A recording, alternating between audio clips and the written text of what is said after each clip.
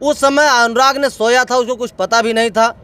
उठा, दतवन तोड़ा, दतवन करते हुए जा रहा था, पाछे से रमेश ने तलवार खींच के ऐसा मारा, ऐसा क्लीन चट मारा, गर्दन छटक के दूर हो गई, धड़ अलग हो गई कि ऐसा क्लीन मारा था कि जैसे लग रहा था कि कहीं ट्रेनिंग तो तलवारें की नहीं दिया है, कहीं चमड़ी भी नहीं लगी थी।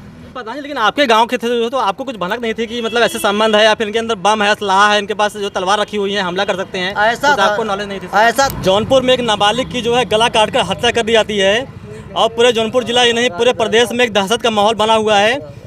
इस गाँव के प्रधान जी हैं जो कि जिस ज़मीन पर 40 साल से विवाद हो रहा था, उस ज़मीन पर शायद कुछ दिन पहले ये निर्णय भी किए थे, शायद एक पंचायत के माध्यम से फैसला हुआ था, इसमें की बाउंड्री करवा के उनको ज़मीन सौंप दी गई थी। उसके बाद भी हत्या हो गई, पर बहुत बड़ा सवाल उत्पन्न होता है, प्रधान जी कैसे हो गया ये जो है, जब आपने जब पूरा बाउंड्री करवा दिया था, पूरा फैसला आपने करवा दिया था, पंचायत करवा दी थी, फिर कैसे हो गया सब? वीरेंद्र यादव, ग्राम प्रधान कबरुद्दीनपुर। मामला यह था कि आज के 30-35 साल पुराना विवाद था, जो कि ग्राम समाज जमीन है, बंजर की ज़मीन है, जीएस ज़मीन है, उसका 1 इंची नाम की ज़मीन है नहीं, जो हत्यारा है। अब मृतक के परिजनों के हमारे बाबा प्रधान थे, उस समय 40 शेयर उसी नंबर में पट्टा किए हैं। जिस ज़मीन का विवाद था 1 से 1.5 बिस्सा का, अब उसका क्या कीमत हम बताएं, वो तो सरकारी ज़मीन है, लेकिन मान के चलिए कि 1 से 1.5 लाख रुपया। आज के 5-6 महीना पहले वो ज़मीन हत्यारों को सौंप दिया गया कि लेके अपना बनवाओ। गरीब डर रहे थे, गरीब अगर हम बनवाएंगे, इस समय बाबा जी का बुलडोजर चल रहा है, अगर गिर जाएगा तो फिर कहाँ हम रहेंगे, कहाँ से बनवाएंगे। मतलब प्रधान जी आपने जो है पंचायत के माध्यम से उस जमीन को मतलब बंटवा करके जो है उनको सौंप दिया गया था, तो हाँ। फिर उसके बाद भी हत्या क्यों हो गई जो है? ऐसा था कि जब जैसे मृतक परिजनों ने तो एकदम बहुत बड़ा मनोबल है, क्या विपक्ष वाले क्या है, बहुत ज़्यादा दबंग हैं। उन झारखंड नौकरी कर रहे थे, उन लोगों का नक्सलियों वाले से भी संबंध है, आतंकवादियों से संबंध है। जब से रिटायर होके आए हैं, 30-35 साल पुराना मामला था, लेकिन ये नौकरी कर रहे थे धनबाद और झारखंड में, तब तक विवाद नहीं। मान लीजिए कि एसआई की पोस्ट पे है क्या कोई? हाँ, राजेश यादव पुत्र लालता जब से एसआई हुए हैं और जब से रिटायर होके आ गए हैं, रिटायर हुए तो 1-1.5-2 करोड़ रुपया पा गए हैं। पूरे पैसे के बल पे पूरा हमारे गरीब बेचारों किसानों को एकदम परेशान करके रखे हैं। और इतना दबंग है कि रोड पे चलते हैं तो हमारे मोहल्ले 50 घर है, 50 घर डरता है उनसे। अगर रोड पे जाते थे तो हमारे मोहल्ले के लोग जाते थे तो बगल हट जाते थे, इतनी इनकी दबदबा थी। जब से दरोगा हो गए थे, जब से रिटायर होकर पैसा लेके आए थे, तब से इतना हमारे मोहल्ले में आतंक मचा दिए थे कि हम लोग जाके कम से कम 100 बार समझाएं। एक मामला ज़मीन उन्हीं के ज़मीन का घर के बगल का विवाद था, बंसू यादव की, जो है कि हम गए, विवाद मामला हल हो गया, हमारे ही खिलाफ हो जाके एप्लीकेशन थाने पे दे दिया। एक बार नहीं, आपने उसको समझोता करवाया, उन्होंने आपके ऊपर ही कार्रवाई करवा दी, हमारे ऊपर जाके थाने पे एप्लीकेशन दिया। फिर कोर्ट प्रधान जी को भी नहीं बख्श रहे थे, जो ऐसे मतलब दबंग थे वो। कोर्ट में भी कह रहा था कि हम जाएंगे, कोर्ट से भी किया था हमारे ऊपर मुकदमा। बहुत एक वीडियो वायरल हुआ था जिसमें वो असलाह लहराते रहे थे, जो है सच्चाई क्या? आज के 4-5 महीना पहले राजकुमार का लड़का था, लाल मोहन का लड़का था, उन्हीं लाल तक भतीजे, वो सब कुछ विवाद हुआ, तुरंत असलाह निकाल के दौड़ा लिए। आज भी वीडियो रखी हुई है वो। मतलब वो कट्टा उट्टा टाइप का था क्या जो है? ऐसा था कि जब हत्या होने के बाद कप्तान साहब आए थे, कप्तान साहब उनके घर में तलाशी लिए, तलाशी पूरे फोर्स के साथ हले और हम भी मौजूद में थे। तलाशी के मौजूदगी में 4-4 तलवारें, 2-2 पिस्टलें, 1 ग्रेनाइट बम निकला। बहुत बड़ी बात आप बोल रहे हो, क्योंकि एक आतंकवादी गतिविधि में शामिल होने का जो प्रक्रिया मिलती है, अगर किसी के घर बम बरामद होता है, इतनी प्रकार के असलहे बरामद होते हैं, तो कहीं न कहीं वो मतलब एक प्रकार से दिखाता है कि वो आतंकवादी संबंध है। तो आतंकवादी संबंध था ना, क्योंकि वो झारखंड में बम कहाँ सकता है, क्योंकि एक आम आदमी के घर में तो बम नहीं मिलेगा, हमको लगता है। नहीं, लेकिन उसका आतंकवादी संबंध था, क्योंकि वो झारखंड धनबाद में रह रहा था, जब से नौकरी करा, 40 साल वहाँ नौकरी किया है। नहीं पता नहीं, लेकिन आपके गांव के थे जो, तो आपको कुछ भनक नहीं थी कि मतलब ऐसे संबंध है या फिर इनके अंदर बम है, असलाह है, इनके पास जो तलवार रखी हुई है, हमला कर सकते हैं, ऐसा था, आपको नॉलेज नहीं थी? ऐसा था, किसी से उसकी बैठती नहीं थी जी। पूरे मोहल्ले में एक घर से किसी से बैठती नहीं थी। आदमी बैठते हैं तो जानकारी रखते हैं, लेकिन उसके घर कोई न बैठता था न उड़ता था, कोई मतलब नहीं था। जैसे आतंकवादियों की तरह रह रहा था। जैसे आतंकवादी बिल में पत्थर में रहते हैं, वैसे ही यहाँ पर रहता था।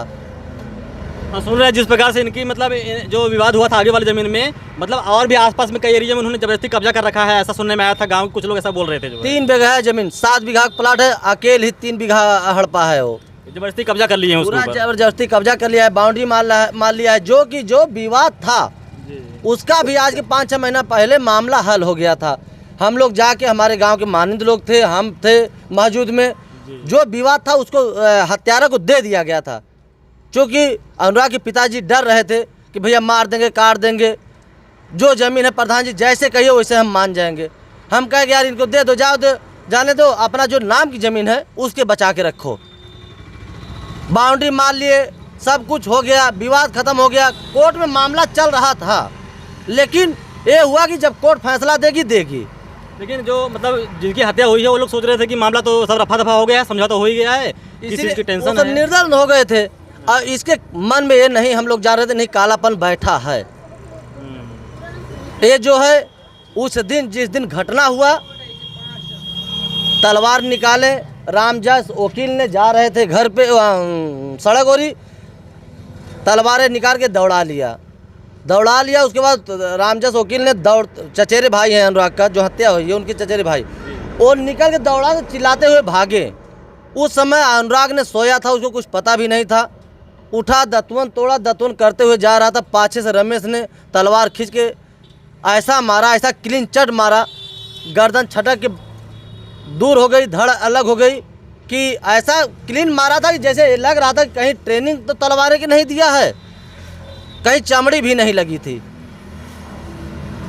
इसके पहले भी कुछ गतिविधियां कर चुका था, किसी के ऊपर हमला, इसके पहले कुछ लड़ाई झगड़ा कुछ ऐसा हुआ था क्या? नहीं, विवाद चल रहा था। आज के 5-6 महीना पहले जब वो बाउंड्री हो गई, जब वो ज़मीन ले लिया, तब से शांति, कोई विवाद नहीं था बीच में। ये अचानक में हो गया। अचानक ये हुआ घटना। ज़मीन की कीमत क्या रही होगी? जो है मुश्किल से मान लीजिए, हम सब इधर मानते हैं ज़मीन की कीमत जो है 10 लाख 20 लाख जो भी कीमत रही हो, तो एक जान की क्या कीमत होती है? जो ज़मीन की कीमत उड़ के, सरकारी ज़मीन है उसका क्या कीमत बताया जाए, नाम की होती तो एकदम ये होता कि नहीं कीमत है। 1 से 1.5 लाख रुपया कीमत थी, और जान की कीमत तो कोई पैसा कीमत ही नहीं है। उसी ज़मीन चक्कर में किसी की जो है मतलब एक हंसते खेलते घर के चिराग को जो है मतलब जान से मार दिया गया, जो कि घर का अकेला था चिराग वो शायद। जैसे 5 बहनों में अकेला था, आज दिया जलाने वाला कोई नहीं है।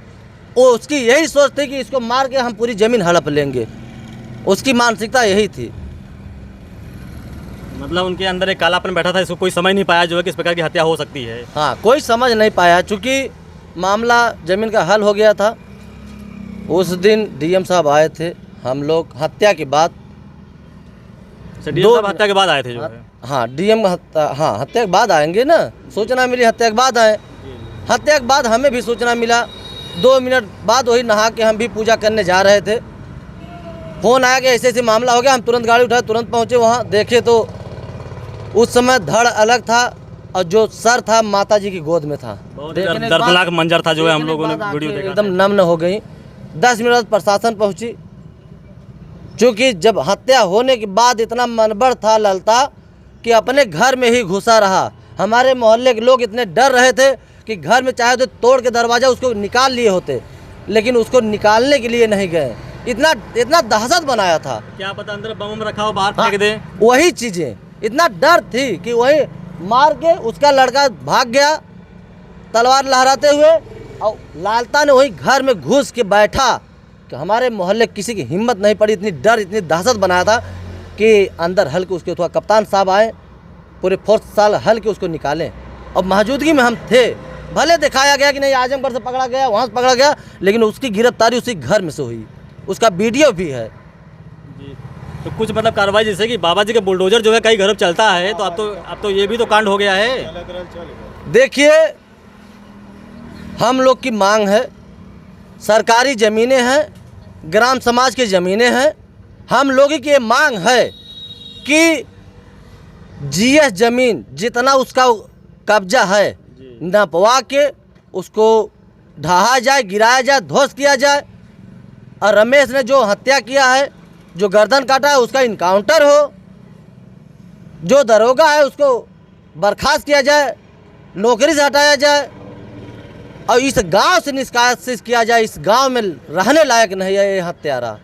योगी जी तो कहते हैं कि जो है हमारे द्वारा मतलब हमारे शासन में कोई मुजरिम इस चौराहे से अगले चौराहे तक नहीं जा पाएगा, पकड़ नहीं पाएगा कोई, जो है लखनऊ कैसे पहुंच गया वो। बाबा जी तो कहते थे कि चौराहा नहीं, लेकिन आज कई सौ चौराहा डाक के और लखनऊ में जाके वहाँ शिफ्ट हुआ। हम लोग भी इंतजार कर रहे हैं, हम लोग भी इंतजार कर रहे हैं कि बाबा जी का बुलडोजर कब आएगा।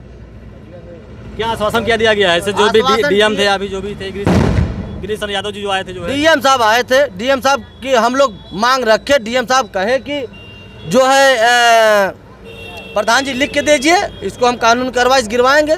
आज उन्हीं के हमारे विधानसभा जफराबाद के विधायक भी थे, जगदीश राय, कप्तान साहब थे, डीएम साहब थे, आश्वासन दिए हैं। कप्तान साहब, डीएम साहब वहाँ अंतिम संस्कार हो रहा था, घाटे पे भी गए थे। 9 बजे रात को हम लोग की मांग थी, कह रहे थे कि उसका इनकाउंटर होना चाहिए, तो आश्वासन दिए। कप्तान साहब कहे कि उसको ऐसा सबक दिखाएंगे कि पूरे जीवन याद रखेगा। वही हम लोग आज उन्हीं की बात लेके आज चौथा 5वां दिन है, अड़े हैं। 3 से 4 दिन का मौका लिए थे, आज 5वां दिन है और हुआ कुछ नहीं। जैसे मान लीजिए अगर इसी प्रकार से बहलाया जाता है, जो है मतलब कोई संतावना दी जाती है, कुछ किया नहीं जाएगा, तो क्या क्या प्रक्रिया रहेगी आगे की? देखिए, अगर कुछ करेंगे नहीं, हम लोग आगे बढ़ेंगे, हम लोग आगे बढ़ेंगे। हाई कोर्ट, सुप्रीम कोर्ट, मुख्यमंत्री, प्रधानमंत्री, राष्ट्रपति तक जाने की क्षमता हम लोग रखते हैं और जाएंगे। अगर कुछ प्रशासन से अभी तो हम लोग उम्मीद लगाए हैं, रख रहे हैं कि नहीं, कुछ हम लोगों को थोड़ा मिल जाएगा न्याय। अगर नहीं मिला तो हम लोग आगे जाएंगे। अच्छा, वैसे जो मृतक थे उनके पिताजी करते क्या थे? जो है वो खेती करते थे, दिहाड़ी पे नौकरी करते थे, अपना बाल बच्चा जिला रहे थे। 3 लड़कियों को शादी किए, जो कि इतना पैसा नहीं था। वो तो बाबा आजा की ज़मीनें थी, 1.5 बीघा बेच के तब 3 शादी किए हैं। एकदम गरीब अवस्था में थे, गरीब परिवार है। किसी का आदमी था, पैसा वाला था, कोई मामला आता था पैसा दाब लेता था। मतलब ग्राम समाज जमीन के चक्कर में किसी घर का चिराग उजड़ गया, जो है उजड़ गया। हम लोग ये चाह रहे हैं, 5 बच्चियां हैं, तत्काल कार्रवाई हो, जो भी होना हो, जो है कार्रवाई हो। एक बच्चा जो खिलाड़ी है उसको सरकार से निवेदन है, मुख्यमंत्री योगी जी से निवेदन हाथ जोड़ के कि उसको एक बच्चे की नौकरी दें, ताकि अपने पिता को, अपने माता जी को जिला खिला सके। नहीं वो सब रोड पे आ जाएंगी, कौन सहारा बनेगा उन लोगों का? अगर इस सरकार में न्याय नहीं मिलेगा तो कब मिलेगा फिर, जो है और कहाँ जाएंगी वो बातें, जो जिस बातों को दावा करते हैं योगी आदित्यनाथ जी, जो है न्याय का, वो दावा कहाँ जाएगा फिर? तो वही इंतज़ार हम लोग कर रहे हैं। नहीं मिलेगा तो हम लोग आगे बढ़ेंगे। तो जौनपुर में इतनी बड़ी जो है किसी की गर्दन को काट कर उसकी हत्या कर देना अपने आप में बहुत बड़ा सवाल खड़ा होता है। और ये सवाल उन प्रशासनिक अधिकारियों पर, उन प्रशासन पर भी खड़ा होता है, जो कि दावा करते हैं कि हमारा देश या फिर हमारा प्रदेश जो है क्राइम से मुक्त हो चुका है, अपराध से मुक्त हो चुका है। इस प्रकार की न्यूज़ आपको मिलती है। वीडियो देखने के लिए धन्यवाद। जय हिंद।